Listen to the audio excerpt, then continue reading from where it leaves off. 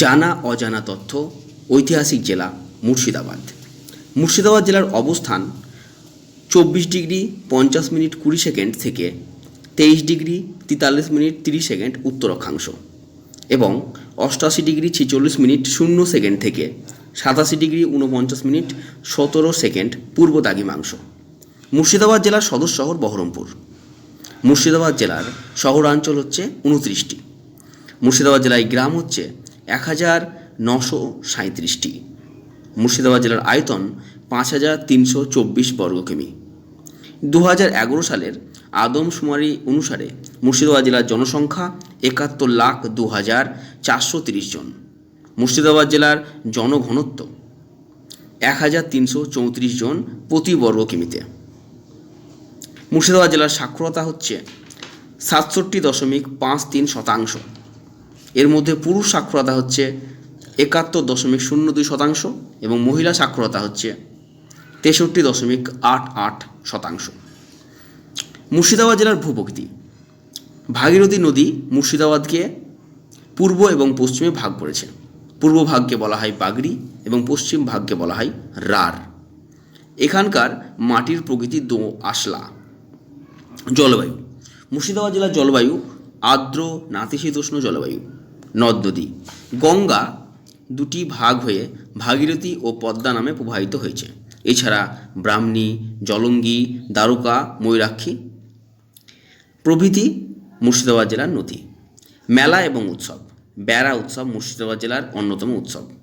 পর্যটন কেন্দ্র: কিরিটেশ্বরীর মন্দির, হাজারদুয়ারি, কাটরা মসজিদ, তোপখানা, জগৎ শেঠের বাড়ি, মতিঝিল, রাধা মাধবের মন্দির, খোশবাগ, রোশনীবাগ, আদিনা মসজিদ, জাহানকোষ, সাগরদিঘি ইত্যাদি মুর্শিদাবাদ জেলার দর্শনীয় স্থান। মুর্শিদাবাদ জেলায় রয়েছে 254টি গ্রাম পঞ্চায়েত, 26টা ব্লক, 28টি থানা, 5টি মহকুমা এবং 8টি পৌরসভা রয়েছে মুর্শিদাবাদ জেলায়। মুর্শিদাবাদ জেলার একমাত্র মহিলা দ্বারা পরিচালিত পুলিশ স্টেশন হল জঙ্গিপুর পুলিশ স্টেশন। পলাশির যুদ্ধ। 1757 সালের 23শে জুন তৎকালীন বাংলার রাজধানী মুর্শিদাবাদের অদূরে কলকাতা থেকে 150 কিমি দূরে পলাশির প্রান্তরে রবার্ট ক্লাইভের নেতৃত্বে ব্রিটিশ বাহিনী পরাজিত করে বাংলার শেষ স্বাধীন নবাব সিরাজউদ্দৌলার বাহিনীকে। বাংলায় ব্রিটিশ ইস্ট ইন্ডিয়া কোম্পানির শাসন পত্তনের মধ্যে দিয়েই শুরু হয় পরবর্তী প্রায় 200 বছর দক্ষিণ এশিয়ায় ব্রিটিশ রাজত্বের ইতিহাস। সিরাজউদ্দৌলা কলকাতা আক্রমণ করার পর কর্নেল রবার্ট ক্লাইভ ও অ্যাডমিরাল চার্লস ওয়াটসনের নেতৃত্বে ম্যাড্রাস থেকে ব্রিটিশ বাহিনী পাঠানো হয় কলকাতার উদ্দেশ্যে। ক্লাইভ কলকাতা পুনর্দখল করার পর চন্দননগরের ফরাসি দুর্গে আক্রমণ চালান।